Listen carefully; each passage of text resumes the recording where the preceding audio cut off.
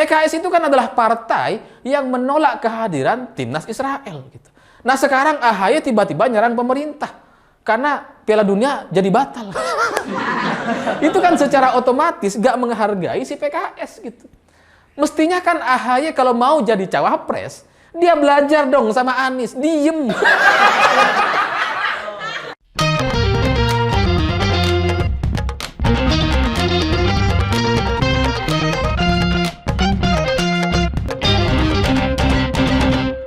Selamat malam para mantan, selamat malam untuk semua mantan-mantan kalian yang selalu merasa berjasa, padahal sebenarnya nggak pernah berjuang bersama-sama.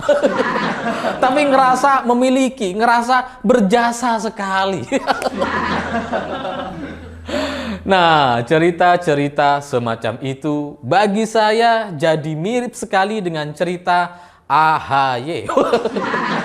Ya karena belakangan AHY ini lagi gencar-gencarnya latihan pidato gitu. Ada isu dikit pidato, isu dikit pidato. Lagi belajar pidato gitu karena belakangan ketika Indonesia batal menjadi tuan rumah Piala Dunia U20 gitu ya. Ini AHY juga menyampaikan sikap. Karena menurut AHY batalnya Indonesia menjadi tuan rumah Piala Dunia U20 ini karena tekanan dan kepentingan politik. Semua orang juga udah tahu bahwa kader-kader PDI Perjuangan menolak kedatangan timnas Israel yang itu kemudian mengakibatkan batalnya Indonesia menjadi tuan rumah Piala Dunia U20. Netizen juga udah tahu gitu. Jadi kalau AHY baru bicara, itu kan kelasnya bukan kelas ketua partai, ketua netizen.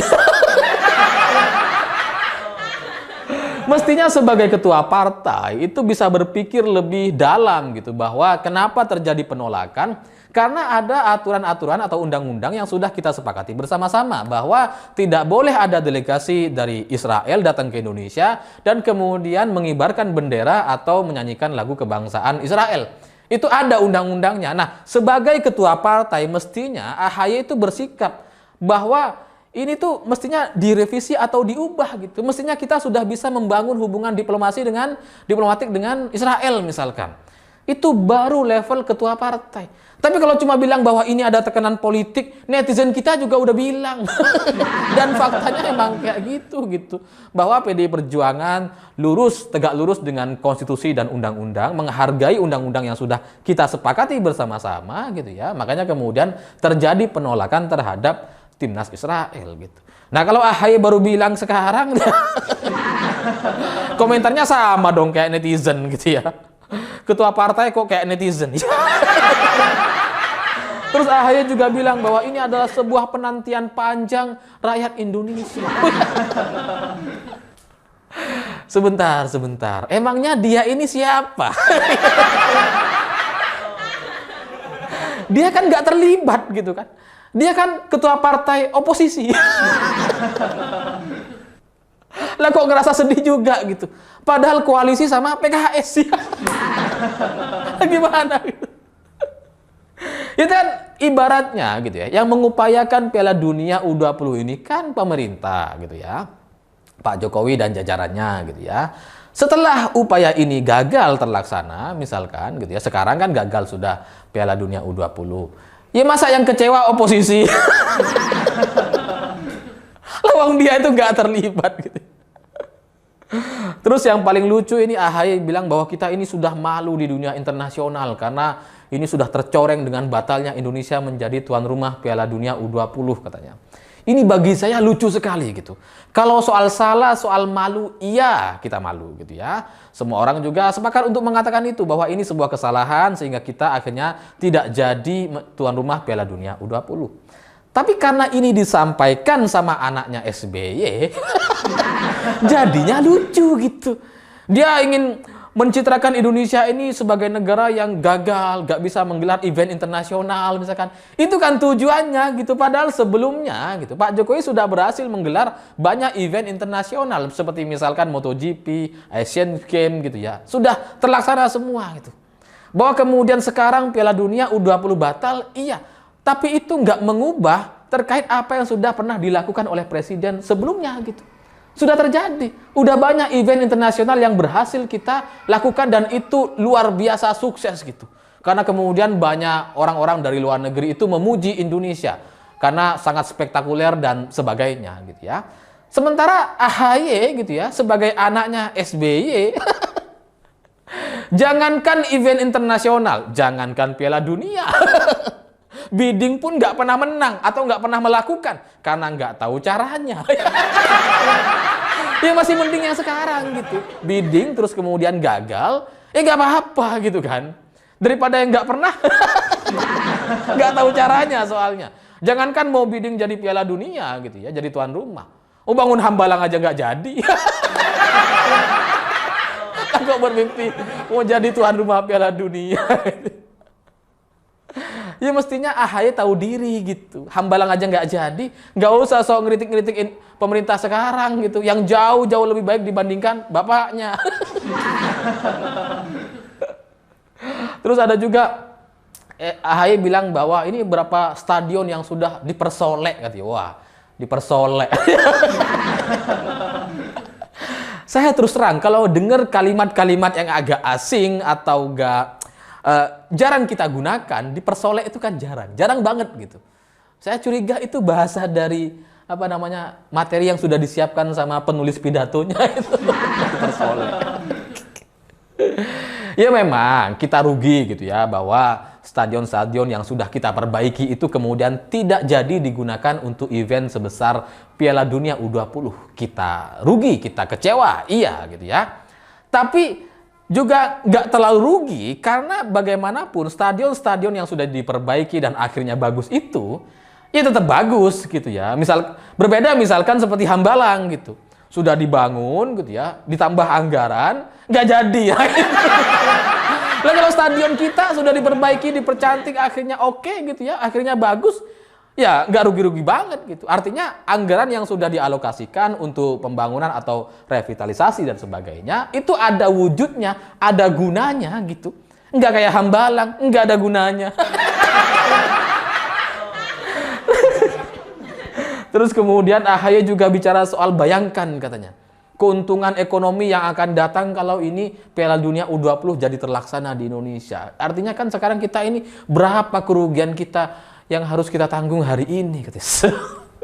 Sekali lagi, memang ada kerugian, memang gitu ya.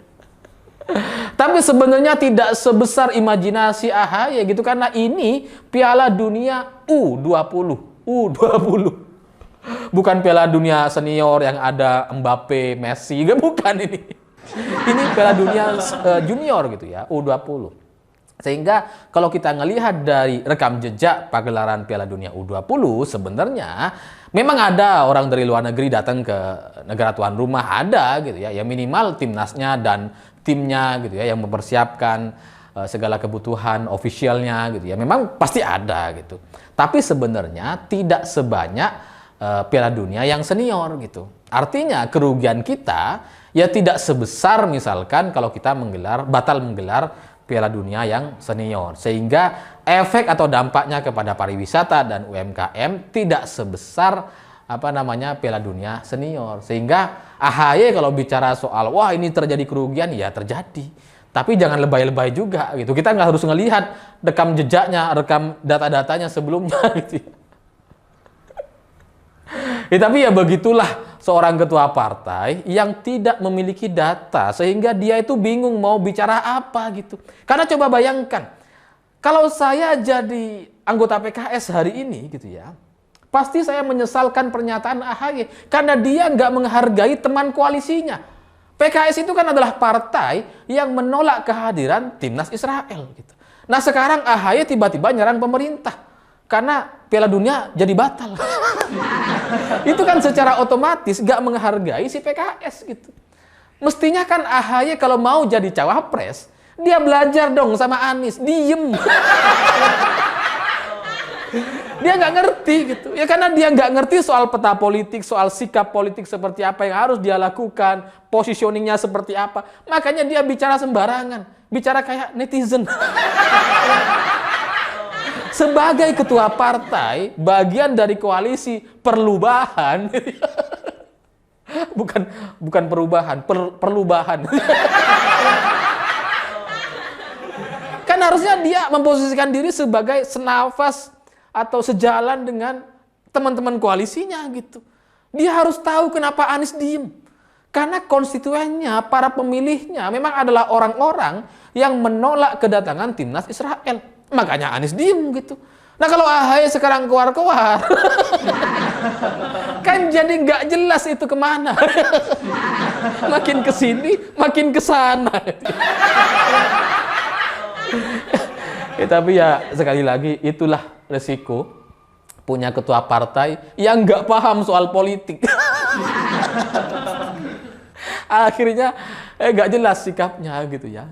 Bersikap soal menyayangkan kedatangan batalnya Indonesia menjadi timnas, menjadi tuan rumah Piala Dunia U20 gitu ya. Tapi nggak ngerti soal konstitusi dan aturan undang-undangnya. Jadinya ya kemana-mana gitu. Sok-sok mau ngeritik pemerintah gitu ya. Padahal dia anaknya SBY. Membangga-banggakan SBY. Seolah-olah lebih baik padahal nggak bisa. Karena dengan batalnya Indonesia menjadi tuan rumah gitu ya, yang memang sangat mengecewakan ini. Tapi dengan ini pun itu tidak akan pernah bisa membuat SBY jadi lebih baik dibandingkan Pak Jokowi, nggak bisa. Karena MotoGP cuma ada di eranya Pak Jokowi. SBY nggak bisa. SBY bangun Hambalang aja nggak bisa, apalagi mau bangun sirkuit. Nggak bisa. Jadi bagi AHY selanjutnya ya cobalah belajar politik gitu ya. Kalau nggak bisa belajar, coba lihat langkah Anies tuh kayak gimana gitu. Jangan asal-asalan, Anda ini ketua partai. Jangan malu-maluin lah. Nanti malah jadi bahan tertawaan. Jadi ya saya pikir itu. Terima kasih sudah menonton. Begitulah kura-kura.